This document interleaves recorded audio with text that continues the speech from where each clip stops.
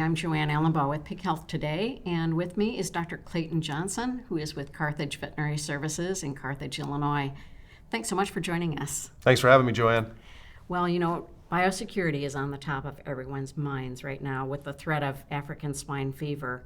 And I've heard you refer to farms as fortresses. What do you mean by that? I think anytime that we can take complex concepts like biosecurity and trying to put them into more layman's terms or things that everybody can understand, from the person who's doing the power washing at the farm to the owner of the business venture who's making a big capital decision for biosecurity, it helps with communicating the concepts and the terminology and ultimately helps us to make good decisions. Everybody understands that a castle or a fortress has limited points of entry. So there's only one spot that you can come in and out. And that makes control of items and really, when we think about biosecurity on the farms, risk factors, makes control of those risk factors possible, okay? So limiting the points of entry is number one. And then number two is putting in barriers in place so that bad guys, if you will, can't get into our fortress, right? And really that's how the pathogens work. If the bacteria or the viruses or the parasites are able to overcome our barriers, once they get inside our walls, our ability to manage them is now compromised. And particularly for something like ASF or the new PRRS 144 lineage 1C, right?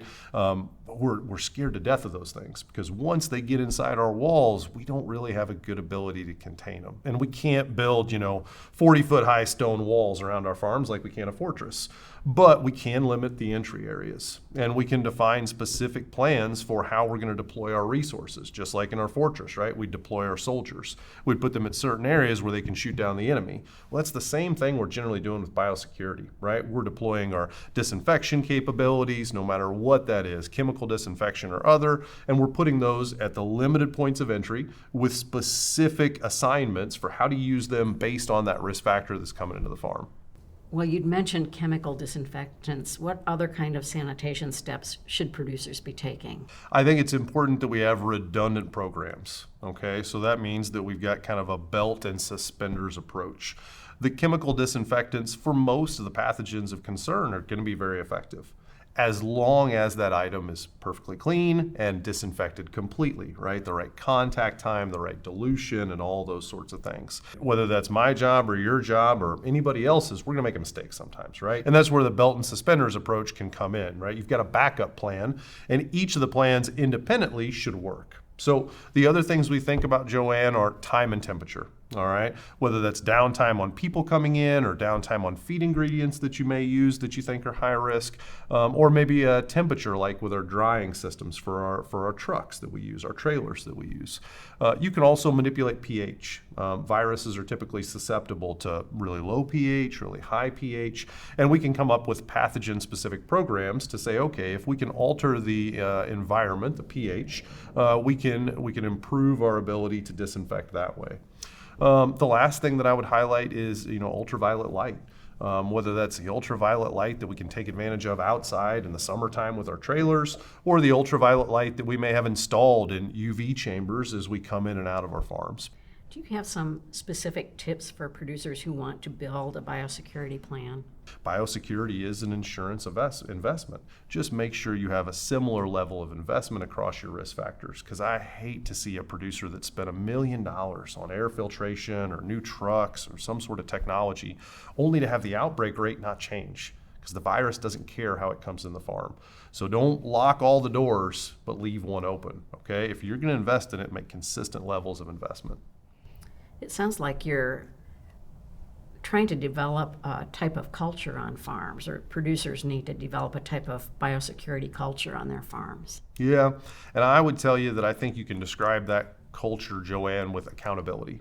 Sometimes you've got farms that are holding each other accountable, but other times, people see it as, well, that's not my responsibility, and it's not my day to manage the mortalities today. So if I see somebody, crossing the clean and dirty line doing that, well, that's their problem, right?